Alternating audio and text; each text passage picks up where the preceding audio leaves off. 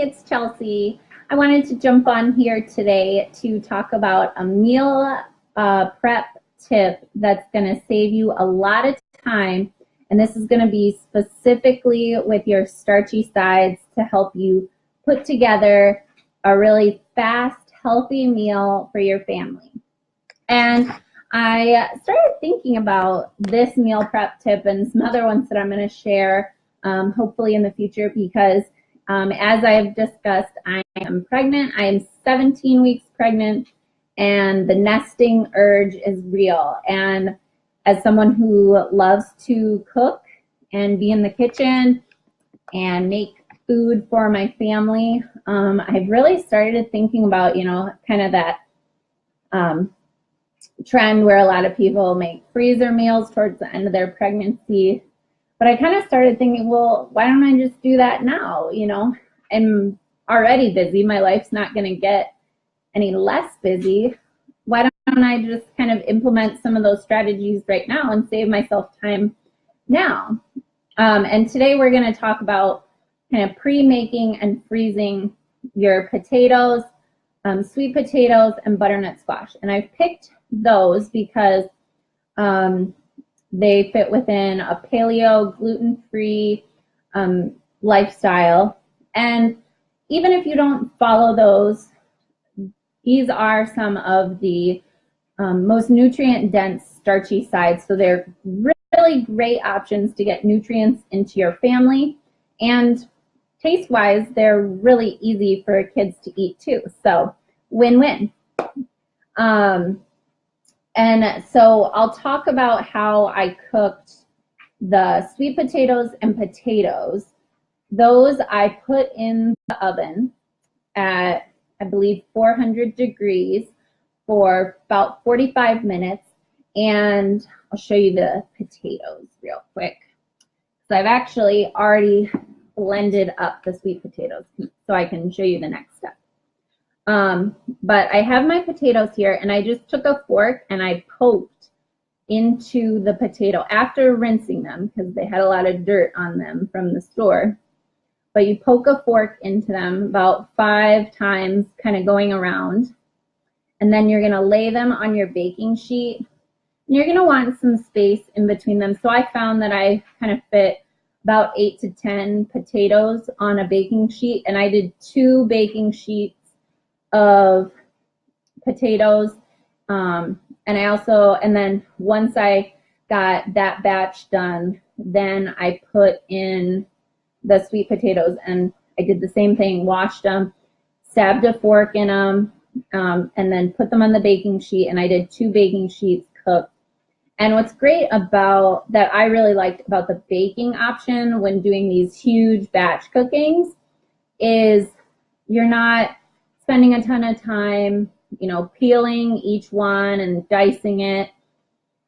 You just kind of set them and forget them. And I was able to take care of stuff around the house. I was able to play with Noah. I did the butternut squash last night. And so I was able to do stuff in the kitchen or around the house. So it's a real time saver, especially when you're big batch cooking. And now that these are cooked, the skin's pretty loose, so it's a really easy peel. You can kind of take a knife and slide it down the center. Do this on your cutting board, and you can just peel it off really easy. And so that will save you time too. And then you can just plop it all in the blender like I'll show you with the sweet potatoes, and it'll be done, saving a lot of time. And using the pans for the potatoes and the sweet potatoes kind of like in one cooking process, that saves you a lot of dishes to do. You're saving a ton of time not only cooking, but washing dishes. So win-win here.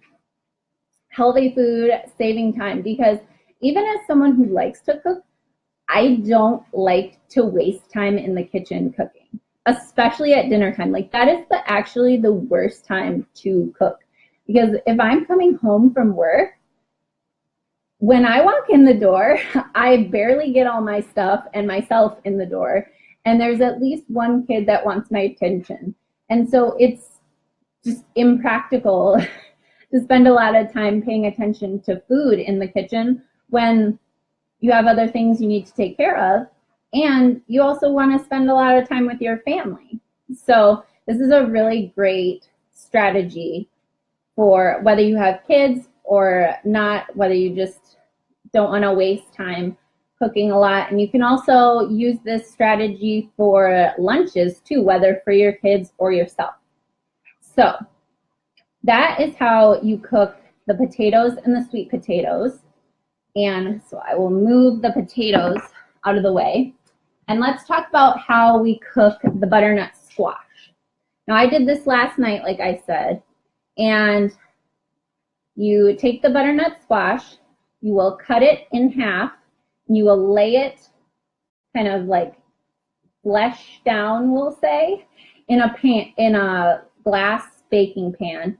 And you'll fill the pan with about a 1/2 inch to 1 inch of water, and you will bake all the butternut squash that you want at 350 for about 1.5 hours. And you can definitely get a lot of butternut squash cooked that way. And again, I like that strategy because it's kind of like a set it and forget it type of situation. And the skin, again, comes off super easy. It's easy to just, now that they're cooked, you know, we'll scoop out those seeds right here, and we'll pop those in the blender when it's time to cook these as well. So I mixed up my sweet potatoes. I had a lot more in here. It was like this full, but I've kind of been doing this as I go along. And so I did about 15 sweet potatoes. They were kind of small, so you know, you'll just have to see what works for you. But then I did, I blended it with full fat coconut milk, just because I feel like the sweeter flavor works really well with that. And I feel like I'll probably do that with the butternut squash. And a lot of times I like to mix some cinnamon into my mashed sweet potato, but I think that's kind of going to be like a batch by batch decision, you know, when I'm reheating each individual portion for a meal, because not every protein or meal is going to go with like a really sweet starch. So I feel like this kind of gives it, like, it's already cooked, it gives it kind of a good base, and then you can kind of do whatever you want with it. And so like I said, I blended this up, and then I have a family of 4, so I did quart-size freezer bags.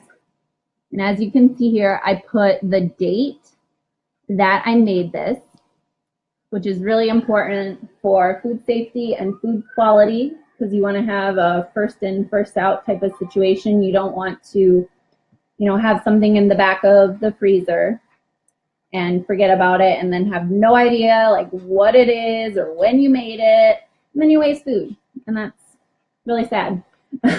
And then I also labeled what it is. And then I just filled it up.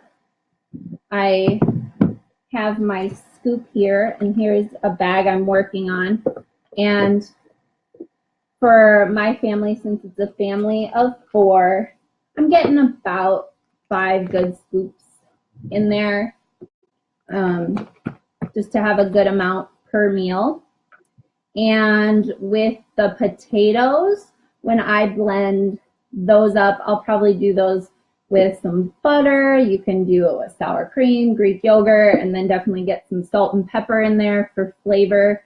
You could even do garlic, paprika. If you like it spicy, you can add that. Total individual preference, but I'll probably end up with 10 to 15 bags of stuff. And, you know, for my potatoes, I don't have to mash up all of them. I could do it as kind of save them for a baked potato night now that they're cooked. Definitely a lot of options, but I'm really happy that I cooked a ton of food all at once. It's going to save me a lot of cooking and cleaning time. So I hope you use this tip and find it helpful. Let me know if you have any time-saving cooking tips. And if you're interested in any other kind of specific areas of cooking where you're looking to save time. And I hope you have a great day. Bye.